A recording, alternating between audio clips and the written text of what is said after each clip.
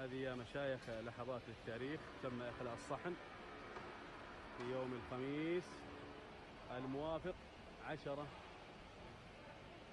رجب 1441 5 مارس 2020.